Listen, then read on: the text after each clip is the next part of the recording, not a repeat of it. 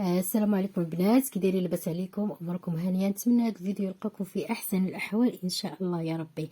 الوصفه ديال اليوم غنيه على التعريف، هي رفيسه ودرتها بريستيج شويه. كتجي بنينه بنينه بنينه بنينه بزاف. اليوم غادي نخدم معكم غير البلول ديال الرفيسه، لان الا دخلتوا الفيديو اللي قبل من هذا غتلقاو التفاصيل ديال التريد كيفاش كنصاوبو. حتى هو كيجي بواحد الطريقه اللي زوينه وساهل وكيجي رقيق وبنين. نتمنى هذا الفيديو يعجبكم، ما تنساونيش بلايك كومنتير واشتراك. السلام عليكم. المقادير ديال رفيسه بريستيج اللي كنحتاجو فيها: دجاجه جهد كيلو، 2 كيلو ونص، القزبره ومعدنوس، التوابل ديالها: البزار، الضمه ديال الزعفران حر، السمن، سكينجبير، الخرقوم عرق، الملحه، المساخن. كنحتاجو الحلبه، العدس والبصله ديال النصيب. والتزيين ديالها اللي غادي نحتاجو فيها: البيض ديال السمان، شويه ديال الكركاع، شويه ديال المشماش يابس، شويه ديال المشماش يابس، والتفايه اللي غادي نديروها البصله والزبيب. ونبداو في النصيب، وتشوفوني كل حاجه اشنو غادي ندير فيها. كناخذوا الهاشوار، كنديروا فيها الثومه، نديروا فيها شويه ديال القزبر ومعدنوس،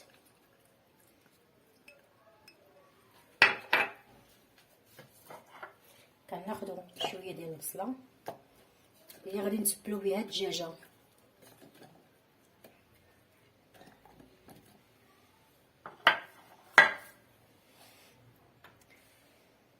اللي غادي نديرو فيها شويه ديال الابزار،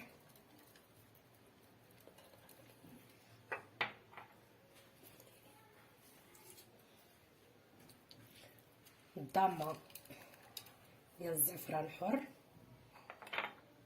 شويه ديال السكينجبير،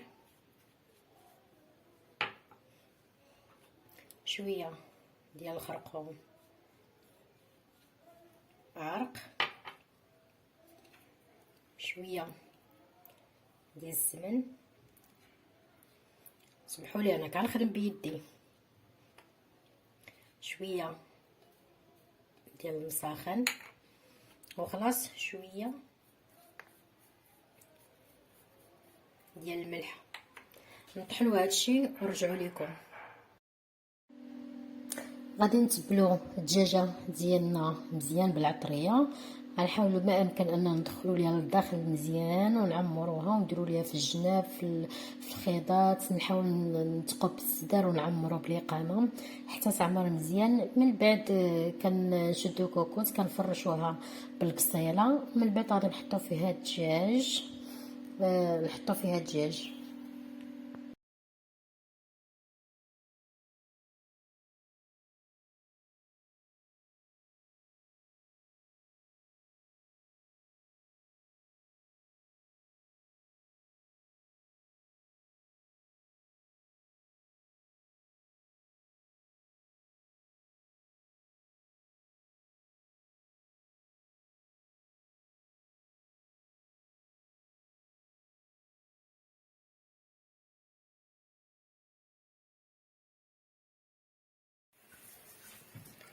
فرشنا البصله في الكوكوط وحطينا الدجاجه ديالتنا.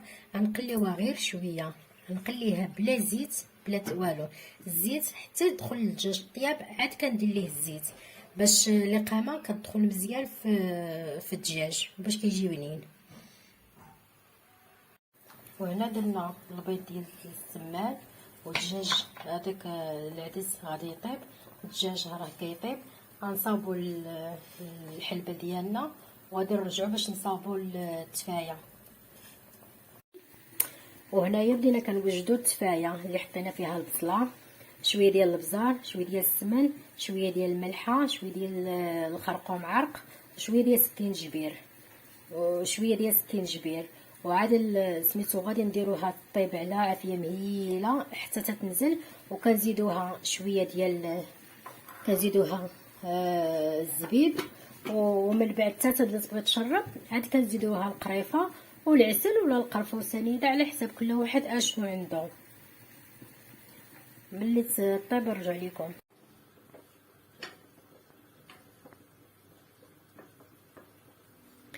من بعد ما وجدنا بعد ما طيبنا كل شيء، هنا غادي نبداو نقادو في الطبيسيل ديالنا. المهم الطريقه ديال التقديم كل واحد كيقدم معايا حسب الشكل اللي بغا واللي يرتاح ليه. نخليكم مع التقديم ديال الطبق، وشكرا للمتابعه، ونتمنى تكونوا في احسن الاحوال ان شاء الله يا ربي. ما تنسونيش بلايك، كومنتير، اشتراك. خليت لكم الراحه وخليت لكم الهنا. الى فيديو مقبل ان شاء الله.